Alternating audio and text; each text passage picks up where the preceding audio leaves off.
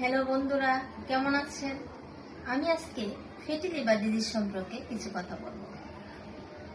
যখন লিভারের 5% ফ্যাটে ভরে গেলে শুরু হয় fatty liver disease.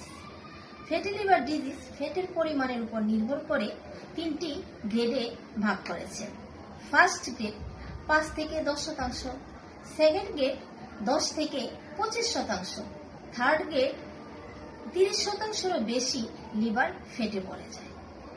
Fatty liver disease দুই প্রকারে হয়ে থাকে। একটি হলো অ্যালকোহলিক ফ্যাটি লিভার ডিজিজ, আরেকটি হলো non alcoholic fatty liver disease.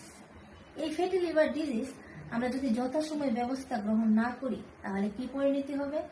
Liver cirrhosis অথবা লিভার ক্যান্সার। হোমিওপ্যাথি একটি লক্ষণ ভিত্তিক চিকিৎসা। হোমিওপ্যাথিতে খুবই গুরুত্বপূর্ণ দুইটি ওষুধ ফ্যাটের জন্য ভালো কাজ করে। একটি হলো লাইকোপোডিয়াম 30 পটেন্সি, আরেকটি হলো কার্বোবেস 30 পটেন্সি।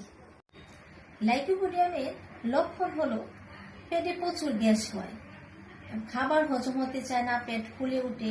এই লক্ষণগুলা দুপুরে খাবারের পর পেটটা ভরে যায় এবং ভার বোধ হয়, অস্বস্তিকর লাগে। বিকাল 4টা থেকে রাত 10টার ভিতরে এই সমস্যাগুলো দেখা গেলে লাইকোপোডিয়াম 30 পটেন্সি 2 ফুটা করে সকালে ও সন্ধ্যায় খেতে পারেন 7 থেকে 8 দিন।